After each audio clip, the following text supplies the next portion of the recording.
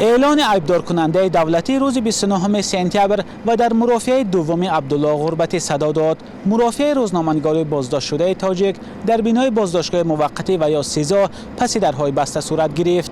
مرکز مستقل عاید به حفظ حقوق انسان که برای عبدالله غربتی وکیل دفاع پیشنهاد کرده است، چند ساعت بعد در خبرنامه جزئیات مرافعه را شرح داد.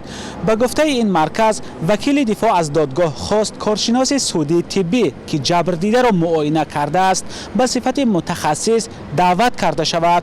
منظور از جبر دیده کارمند پلیس ناحیه شاه منصور است که مقامات دعوا دارند عبدالله غربتی روز 15 ایان او را لط و کوب کرده است. خود غربتی در همه بازپرسی ها این را رد کرده است.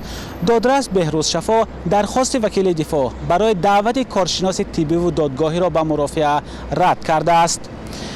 به اطلاع مرکز مستقل عاید به حقوق انسان، عبدالله غربتی روز 29 سپتامبر از دادگاه خواست ثبت کامراهای نظارتی روز حادثه از شعبه کارهای داخلی ناحیه شاه منصور طلب کرده گرفته شود، ولی دادرس با تکیه به شهادتنامه شعبه کارهای داخلی ناحیه شاه منصور درباره موجود نبودن دوربین‌های نظارتی در جای حادثه طلب عبدالله غربتی را رد کرده است.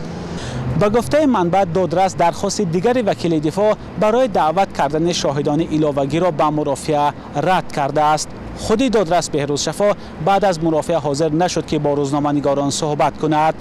طبق اطلاع دریافته در مرافعه روز 29 سپتامبر همچنین مسئله تبلیغ یک شرکت صاحبکار تاجیک مقیم مصر بحث شده است. عبدالله غربتی به آن متهم می شود که از یک شخصی که نامش در روی خط سیاه بانک ملی تاجیکستان است مبلغ گرفته شرکت او را تبلیغ کرده است. خود عبدالله غربتی در دادگاه گفته است که نمیدانست که نام این صاحبکار در روی خط سیاه بانک ملی تاجیکستان است. در نظر است که هفته آینده دادگاه ناحیه شاه منصور حکم خود را در نسبت عبدالله غربتی اعلان کند.